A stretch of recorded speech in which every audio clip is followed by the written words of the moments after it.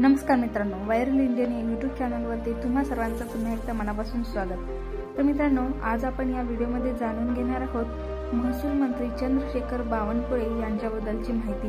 तसेच राज्यात लवकरच नवीन वाळू धोरण सुद्धा चालू होणार आहे असं त्यांनी वक्तव्य केलं आहे। तर याविषयी देखील आपण माहिती या व्हिडिओमध्ये जाणून घेणार आहोत। तरी हा व्हिडिओ शेवटपर्यंत नक्की बघा आणि आपल्या चॅनलला सबस्क्राइब केलं नसेल तर प्लीज चॅनलला सबस्क्राइब देखील करा। राज्यातील बहुतांश जिल्ह्यामध्ये आज वाळूची समस्या निर्माण झाली असली तरी राज्य सरकार लवकरच नवीन वाळू धोरण तयार करणार आहे आणि त्यानुसार गावातल्या गावातच नागरिकांना बांधकामासाठी तसेच घरकुलासाठी अगदी सहजपणे वाळू उपलब्ध होणार आहे असे महसूल मंत्री चंद्रशेखर बावनकुळे यांनी सांगितले आहे। पालकमंत्री बावनकुळे शुक्रवारी अमरावती जिल्हा नियोजक समितीच्या बैठकीसाठी आले असता त्यांनी प्रसार माध्यमांशी संवाद साधला। महसूल मंत्री म्हणाले, प्रति नागपूर म्हणून अमरावती जिल्ह्याकडे पाहिले जाते। अमरावती जिल्ह्यातील रखडलेले प्रकल्प तसेच विकासात्मक कामांना अधिक गती दिली जाणार आहे।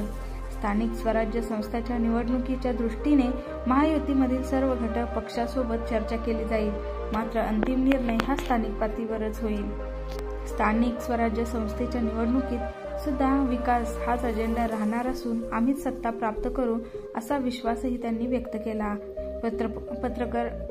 पत्र परिषदेला भाजपचे पक्षाचे शहराध्यक्ष व माजी मंत्री प्रवीण पोटे, आमदार प्रवीण तायडे, आमदार रवी राणा, आमदार उमेश यावलकर तसेच आमदार केवलराम काळे, प्रदेश प्रवक्ता शिवराय कुलकर्णी, प्राचार्य दिनेश सूर्यवंशी, किरण पातुरकर, जयंता डेहनकर, माजी जीप सदस्य रवींद्र मुंडे, घटक पक्ष असलेल्या राष्ट्रवादी काँग्रेसच्या नेत्या माजी जीप अध्यक्ष सुरेखा ठाकरे तसेच रांकाचे जिल्हाध्यक्ष संतोष महात्मे यांच्यासह अनेक पदाधिकारी तेथे उपस्थित होते।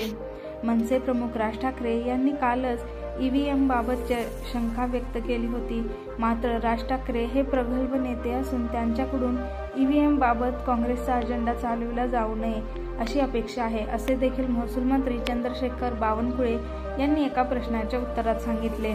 नागपूरसह अमरावती जिल्ह्याच्या पालकत्वाची जबाबदारी असल्याने आठवड्यातून 3 दिवस आपला मुक्काम अमरावतीत असणार आहे।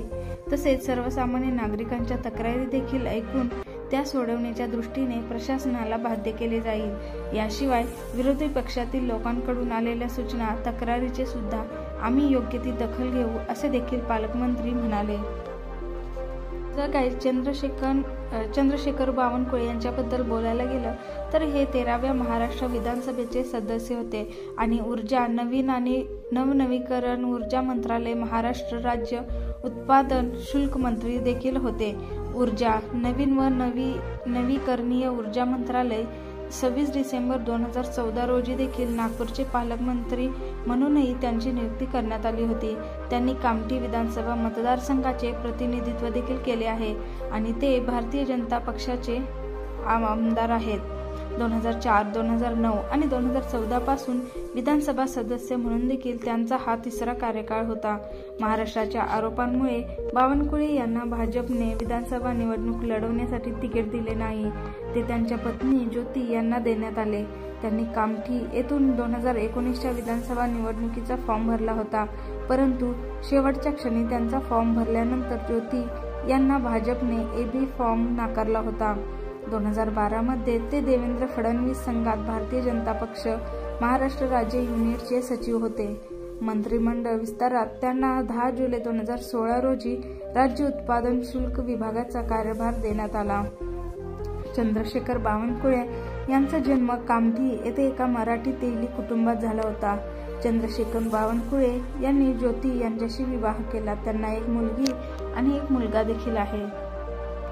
बिगर राजकीय पार्श्वभूमी असलेल्या शेतकरी कुटुंबात बावनकुळे यांचा जन्म आणि संगोपन झाले। नागपूर जवळच असलेले कोराडी हे असे ठिकाण आहे जिथे त्यांनी विज्ञान शाखेत उच्च शिक्षण घेतले आणि प्रथम वर्ष पूर्ण केले।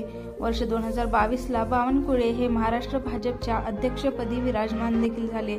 अध्यक्षाची धुरा हातात घेतल्यावर त्यांनी पक्ष मजबूत करण्याच्या दृष्टीने त्यांनी संपूर्ण महाराष्ट्राचा दौरा देखील सुरू केला।